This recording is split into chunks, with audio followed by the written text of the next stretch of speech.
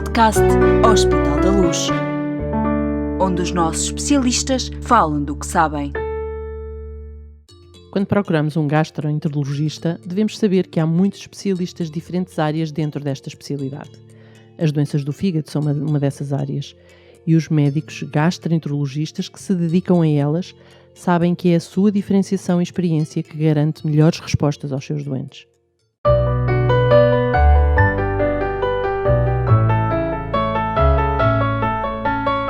O médico especialista responde. Quando falamos de doenças do fígado, pensamos em hepatites, cirroses, particularmente no chamado fígado gordo, cada vez mais prevalente, sobretudo por estar associado à obesidade. Todas estas doenças e outras mais raras e especiais exigem um acompanhamento cuidadoso e uma vigilância regular com o especialista certo. Por isso temos connosco Joana Nunes, gastroenterologista e hepatologista do Hospital da Luz Lisboa, para nos dizer como responde diariamente a todos os seus doentes na sua consulta desta especialidade. Joana, obrigada por ter aceitado o nosso convite. Olá, obrigado eu. Convidámos também Nuno Azinheira, porque a perspectiva de quem tem fator de risco e pode vir a ter algum destes problemas é fundamental. Obrigada a si também, Nuno, por estar connosco neste podcast. Viva, obrigado. Nuno é profissional de comunicação, professor universitário, uma conhecida cara da televisão portuguesa. Tem feito a sua caminhada no combate à obesidade, que, como partilhou connosco, já o fez passar por alguns sustos. Um deles foi precisamente esta doença silenciosa e, apesar de tudo, uma ameaça à saúde, ou uma doença potencialmente mortal chamada fígado gordo. Comece por si, pela sua história, Nuno. Alguma vez tinha ouvido falar disto, até o seu médico fazer o diagnóstico? Não, quer dizer, ouvir falar, sim, tinha ouvido falar, mas nós associamos sempre o fígado gordo precisamente às cirroses e fórmulas mais, presumo que mais avançadas da doença, e portanto, um obeso habitua-se, um obeso consciente, que é o meu caso, habitua-se a perceber que é uma espécie de barril de pólvora, sempre convivem sempre qualquer coisa que pode acontecer. Sim, está sempre qualquer coisa a acontecer, como diz a música. Como diz a música do José Mário Branco. E, portanto, enfim, a diabetes, a hipertensão, há sempre uma série de coisas associadas e, portanto, eu já tinha ouvido falar do fígado gordo, que é uma doença silenciosa e que, portanto, não tem propriamente sintomas mas há sempre algumas coisas que se podem dizer ao médico, presumo eu. A obesidade está associada a múltiplas patologias. Esta é uma delas. Explique-nos o que é isto do fígado gordo, doutora Joana. Sem dúvida, portanto, a obesidade associa-se a muitas doenças que às vezes as pessoas também não têm noção, como aumento da incidência de algum tipo de cancros, aumento do risco, como já falou o Nuno, diabetes, hipertensão, dislipidemia, portanto o colesterol aumentado. Portanto, no fundo isto tudo acaba por funcionar por uma disfunção metabólica que estas pessoas acabam por ter. A obesidade não é só excesso de peso, não é só gordura, tem uma função ela própria e acaba por contribuir para o aparecimento de todas estas doenças. O fígado gordo não alcoólico é uma destas manifestações, é uma doença, como também já foi referido, e isto é muito importante, que é silenciosa e, portanto, a maioria das pessoas que têm esta patologia desconhece, não sabe que está doente. Resulta, no fundo, da acumulação de gordura a nível do fígado. E se na grande maioria dos casos de facto é uma doença ligeira, em cerca de 1/3 alguns doentes, portanto a gordura vai provocando inflamação, essa inflamação leva a cicatrizes e a cirrose e portanto a formas graves e mortais da doença e mesmo a um risco também de cancro do fígado que está muito aumentado nos doentes que desenvolvem cirrose. Mas Joana, quando diz que é silenciosa, quer dizer que não tem sintomas que os doentes que deem relevância, não é? Que notem que há alguma coisa errada, que há alguma coisa mal. Portanto, é detectável apenas em exames, é isso? Em exames clínicos? Exato, sim, ou seja, o diagnóstico no fundo passa por um exame tão simples como uma ecografia abdominal, que revela um fígado um bocadinho mais brilhante que o normal, que isso representa a gordura que aquele fígado tem a mais. Por vezes um bocadinho aumentado, exatamente, e normalmente o que destaca é o brilho, que é chamada esteatose, nos relatórios que as pessoas têm, fala numa esteatose, mas que às vezes nem o próprio médico que pede o exame valoriza este achado, e lá está, e a maioria dos sintomas das pessoas até uma fase muito avançada não tem qualquer tipo de sintoma. Uhum. Mas desculpe, Graça, mas há um mal-estar que pode levar o médico a pedir a ecografia, a prescrever o exame complementar, não? Pode haver algum desconforto ali a nível do que nós chamamos de hipocondrio direito, portanto à direita, por baixo ali das costelas, sim, que é exatamente o local do fígado. pode haver algum desconforto, mas normalmente não, até pode nem estar associado propriamente ao fígado gordo em si. Ela é classicamente uma doença silenciosa e apesar de poder haver sintomas, muitas vezes os sintomas não são atribuíveis ao fígado gordo propriamente dito. Nuno, o Nuno, enfim, a sua condição e a sua obesidade, obviamente, deu-lhe, como nos explicou, fê-lo alertar para algumas mudanças de comportamento, por exemplo. Qual foi o clique? O que é que o fez perceber que tinha que fazer alguma coisa? Começou a sentir que perdia qualidade de vida? Sim, seguramente. Eu sou obeso desde os 6 anos, portanto, tenho excesso de peso desde os 6 anos. E depois, em casa de ferreiro, espeto pau. O meu pai era médico e, portanto, digamos que o perder peso, as dietas, todas as fases ioiô que todos os obesos passam, eu passei por todas elas. Eu diria que ali aos 35, 40 anos foi quando comecei a preocupar-me mais com isso. Chega ali, é ali um momento, ali um clique qualquer que em nós, uma espécie de finitude, que de repente sabemos que tudo aquilo que se não mudarmos rapidamente de caminho, vamos sofrer mais tarde, efetivamente. O diagnóstico da minha diabetes, que era uma coisa relativamente esperada em mim, porque a minha mãe é diabética, o meu tio é diabético, e portanto há antecedentes na família de diabetes tipo 2, fez com que eu mudasse radicalmente de estilo de vida. Portanto, passei a fazer caminhada com muita frequência. Agora então faço mesmo com muita frequência. Não corro, mas caminho, e sobretudo a fazer uma reeducação alimentar. Mais do que uma dieta, as pessoas muitas vezes têm a ideia de que dieta é que está a fazer? Não estou propriamente a fazer uma dieta. Reeduquei-me alimentarmente, portanto, não como quase carnes vermelhas, como peixe ao jantar e as carnes brancas ao almoço. Portanto, faço essa reeducação alimentar, que é seguida por um nutricionista, e sou acompanhado pela minha diabetologista na Associação Portuguesa de Diabetes, e pronto, portanto, foi precisamente, eu acho que a diabetes que não me causou nenhum choque, ao contrário do que acontece em muitas pessoas. Não me assustei, eu raramente me assusto com estas coisas, ou seja, apanhei sustos, mas não me assustei com esse diagnóstico, porque eu sabia que ele, não sendo efetivo, mais tarde iria acontecer. Eu tinha já muitos sintomas de diabetes, acordar à meia da noite, uma série dessas, a garganta seca, portanto eu tinha já esses sintomas e percebia-os, conhecia-os. Portanto, quando eu fui fazer essa investigação e foi-me diagnosticada a diabetes, foi uma espécie de, ok, eu sabia que ia chegar, não sabia era quando, chegou, pronto. Sei que nesse dia saí do hospital e fui à FNAC comprar para aí uns 6 ou 7 livros sobre diabetes. Sim. E nesses 2 dias li tudo o que havia sobre diabetes. Criei um blog, dei algumas palestras até sobre diabetes com a Associação Portuguesa de Diabéticos. Portanto, acabei por ser uma espécie de paciente modelo, no sentido em que interpretei isso muito, muito, muito bem. Portanto, essa reeducação, claro que há momentos em que ela está mais ativa, há momentos em que desfaleço um bocadinho, há momentos em que estou mais entusiasmado e que perco mais peso e mais volume. Agora estou nessa fase, felizmente. Há momentos em que me deixo cair um bocadinho. Nós não conseguimos estar sempre permanentemente em alta e super equilibrados. E até há momentos que, do ponto de vista de trabalho, é difícil seguir um modelo muito, muito, muito rígido. Pronto, e portanto, mas há um bocadinho quando dizia, falava das várias, eu sou diabético, sou hipertenso, portanto eu tenho esse quadro completo de maleitas que fui provocando em mim próprio. Estão todas elas muito relacionadas, portanto, e que estão todas elas muito, muito relacionadas, ainda por cima com mais um fator de risco associado. O meu pai morreu de infarto, portanto, exatamente.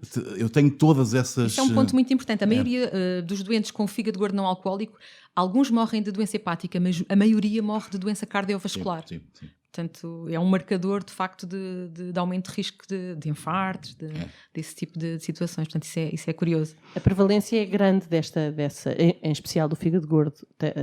Tem a ver com o facto de facto, termos hoje muito mais pessoas obesas e termos uma prevalência também muito grande da obesidade, ou são coincidências? Não, de todo não são. De facto, o fígado gordo não alcoólico neste momento é um problema de saúde pública enorme, portanto, e que tem aumentado de uma maneira drástica nas últimas décadas. Temos verificado, tal como a Graça disse, portanto, por causa do aumento da obesidade, de estilos de vida sedentários, de erros alimentares, de toda esta série de conjuntura, um aumento muito significativo, e uma coisa que nos preocupa particularmente é em idades muito jovens, portanto, também já foi referido aqui pelo Nuno e também é interessante, porque de facto as crianças começam a haver um aumento muito importante da obesidade infantil, e isto vai ter repercussões enormes ao nível da mortalidade, e acha-se que vai diminuir a esperança média de vida no futuro, esta situação. Portanto, é uma verdadeira pandemia. Sim, Agora que... nós estamos obviamente estamos a falar da doença do fígado gordo e associado aqui a este tema da obesidade, porque normalmente quando falamos de obesidade falamos de diabetes, falamos de hipertensão, não se fala não falamos tanto desta doença, que é tão prevalente e é tão relevante e pode ser tão impactante na progressão da doença destas pessoas. Exatamente. Neste momento é a primeira causa de doença hepática a nível do mundo, é o fígado gordo não alcoólico. Pois é, impressionante. E tem aumentado de uma maneira muito significativa o número de transplantes por causa desta doença, por doentes que evoluem para cirrose e que necessitam de um transplante. Nos Estados Unidos, por exemplo, 1 em cada 4 pessoas já sofrem de fígado gordo não alcoólico. Se formos aos diabéticos, são 2 em 3. Claro. Em Portugal, há cerca de 15, portanto, não há muitas estatísticas, mas 15 a 20% da população, estamos a falar de mais de 1 milhão de pessoas afetadas, doentes, e a maioria delas é que de facto não sabem que têm esta doença, não é? E não sabem o que é que podem fazer, não têm talvez tanta consciência como não têm, o que é que podem fazer e a que é que está associado ao fígado gordo não alcoólico. Há uma gritante falta de educação para a saúde, não é? Nós estamos sempre muito focados na doença, na educação para a doença, que é o que fazer agora, não é? Exatamente. Não há em Portugal esse culto da prevenção, da cultura para a saúde, que é uma coisa que eu acho que é absolutamente fundamental. Quando nós saímos de uma escola preparatória, agora não se chama preparatória, chama-se escola básica, meio ciclo, acho eu. Enfim, não sei se não estou a dizer nenhum disparate, mas quando nós saímos de uma escola, sabemos que invariavelmente a 400 metros da escola, porque acho que é essa o que diz a legislação, haverá um MUPI ou um cartaz de uma cadeia de fast food, e 400 metros mais à frente haverá da concorrente. E isso é um sinal claro, quer dizer, não me espanta nada que nos Estados Unidos, precisamente onde nasceram essas cadeias de fast food, haja uma prevalência tão grande em idades escolares, quer dizer, nós cada vez comemos pior. Eu acho que ao mesmo tempo que há uma maior educação e uma maior sensibilização para a comida saudável, é verdade que hoje fala-se muito mais disso do que se falava há 20 anos, mas há também, por razões económicas, por razões do gosto, aquilo de facto tem um gosto, melhor, sabe agradável, é viciante, não é? Aliás, há estudos sobre o que tem o açúcar, tudo aquilo é muito viciante. Mas isso tem muito a ver com isso. Enquanto não houver uma legislação altamente penalizadora que impeça isso, eu acho que vai ser uma batalha mais ou menos perdida, não é? E é uma questão de educação e os contributos que nós podemos dar aqui também, vamos, enfim, passo a passo, vamos dizendo podemos todos, não é? Nuno, voltando um bocadinho outra vez à sua história, a sua situação de doença de fígado gordo, o que é que aconteceu, o que é que fez, o que é que o seu médico especialista o aconselhou a fazer para resolver o problema? Se é que ele tem resolução. Mas já veremos com a Joana. Eu há bocadinho, quando falava dos sintomas e do certo mal-estar, é porque o que fez o meu médico dizer para eu fazer a ecografia foi porque eu tinha algum desconforto, do certo desconforto do lado direito que falava, mas sobretudo muito nauseado. As náuseas e os vómitos são aparentemente um sintoma que pode ser um pouco de tudo, mas não especificamente. Pronto. E eu tinha uma alimentação muito mais desregrada e com algumas das coisas do que tenho agora, e algumas das coisas que são proibidas para quem sofre desta doença. Os fritos, os salgados, refrigerantes nunca foi muito, mas sim, mas alguma coisa também. Mas eu sou, enfim, já não como, já nem sei se gosto, mas eu adoro rissóis, empadas, essas coisas, muito mais do que bolos, os salgados. E, portanto, é bom que as pessoas percebam que esse tipo de alimentação, alimentos com gordura saturada muito, muito alta, alimentos processados, os enchidos que nós gostamos tanto, que fazem parte da nossa dieta mediterrânica, não, é tudo, sabe tudo muito bem, mas é tudo péssimo para tudo, não é? Sim, com peso e medida, não é? Se as pessoas comecem claro. isso com uma certa com pouca regularidade, de vez em quando, mas a questão é quando se torna um hábito diário, as batatas fritas, os hambúrgueres. E as doses em Portugal são uma coisa descomunal, quer dizer, É verdade. se pede Sim. uma meia dose de cozida à portuguesa, daria para 3 pessoas, não é? Num país civilizado. Em que as pessoas Exatamente. comecem tradicionalmente. Agora, meia dose de cozida à portuguesa traz 3 bocados de chouriço, 3 bocados de farinheira, 3 bocados de Bruxelas. Quer dizer, não é possível. Já percebi que a alimentação teve aí um papel muito importante. Teve. E sobretudo a caminhada. Eu era muito sedentário. Eu dizia na brincadeira que eu era daquele tipo de pessoas que, se pudesse levar o carro para dentro do café, eu levava.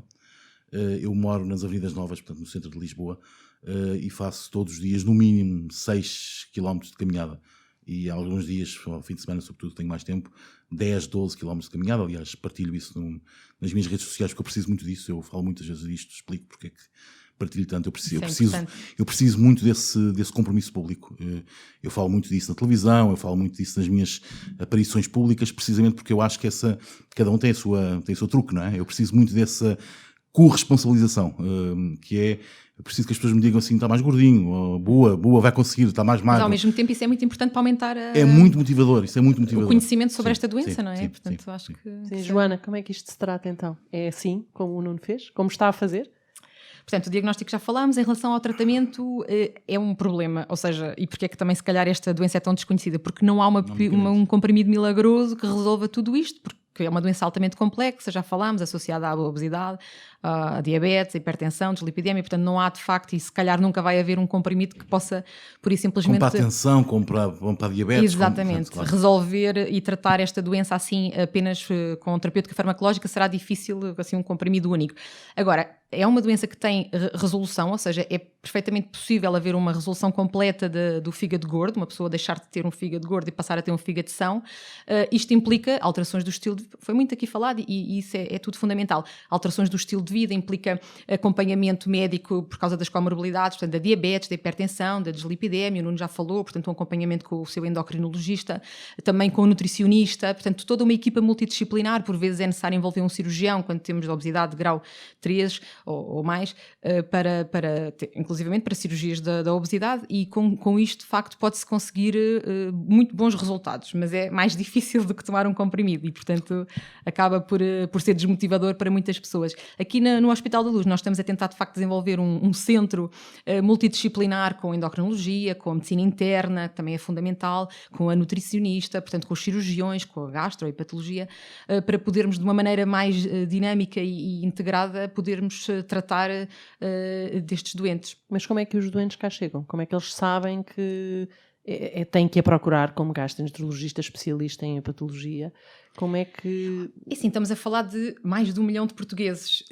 Nem todos, se calhar, precisam de um hepatologista, mas precisam que o médico de família, portanto, de medicina geral e familiar, ou que o seu internista, portanto, um plano inicial da abordagem do doente, diagnostique a doença e depois o que é mais importante é perceber é grave ou não é grave.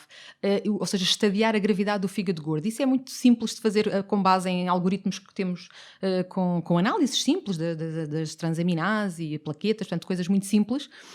Também com outros exames, nós aqui no Hospital da Luz temos neste momento um exame que é a elastografia hepática transitória, ou o fibroscan, que permite avaliar no fundo se o fígado continua elástico ou não, portanto fígados mais duros, mais rígidos, são fígados já com cirrose provável ou com as tais cicatrizes que eu falava, e portanto este exame de uma maneira muito simples, não invasiva, rápida, mais ou menos 5, 10 minutos, permite-nos quantitativamente dizer se é um fígado duro ou se é um fígado elástico, e isto é fundamental para podermos intensificar estas medidas nas pessoas que têm uma doença mais grave. Os doentes que têm uma doença mais ligeira, que assim conseguimos estadiar com base no fibroscan e base nas análises, podem e devem ser manejados a nível dos cuidados de saúde primários, do médico de família, e tentar reverter e tratar as doenças associadas, não é? Já falámos, a obesidade, a dislipidemia, a hipertensão. O Nuno já deu aqui várias pistas, e enfim, deixo a pergunta se o Nuno até achar que tem mais alguma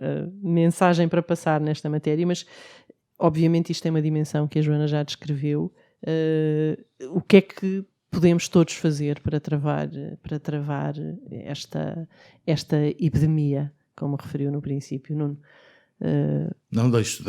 Os médicos falam do que sabem. Exatamente. É, aliás, o claim deste podcast, e portanto acho muito bem que a doutora Joana possa... Joana, então, diga-nos. Sim, mas no fundo foi um bocadinho aquilo que o Nuno também já diz e que faz, no fundo, porque isso é o mais importante, é aumentar o reconhecimento desta doença na comunidade, portanto as pessoas saberem que existe esta doença, sobretudo quem está no chamado grupo de risco, e falarem com os seus médicos. Gostava de saber se tenho ou não tenho, mas também na comunidade médica. Portanto, os médicos desvalorizam muito, os meus colegas não valorizam este diagnóstico e não referenciam os doentes para uma avaliação mais especializada, e isto é muito importante. A própria comunidade científica também tem desvalorizado, e isto leva de facto a que o fígado gordo tenha atingido disparado. E vai, exatamente, a níveis que são muito preocupantes. Eu tenho dito, aliás, uma das coisas que digo com muita frequência, quer nas minhas intervenções públicas sobre estas questões, que este é verdadeiramente um combate para a vida inteira. Eu ao longo da vida já tive vários desafios profissionais, alguns públicos, mas não há desafio como este. Este desafio é um desafio para a vida inteira. É um caminho que nunca estará percorrido. Quer dizer, quem tem 5 quilos para perder para ficar melhor no biquíni no verão, enfim, não estou a menorizar o esforço que é preciso fazer, mas a dimensão é obviamente diferente. E quando as pessoas me respondem no Instagram, me fazem comentários e me dizem: boa, vai ficar muito bonito, ou vai ficar um gato, essa é de todo a menor das preocupações, porque isto não é um problema de estética. Tem é um problema de noção, saúde. mas tem noção que é mesmo uma cena quase de vida ou de morte.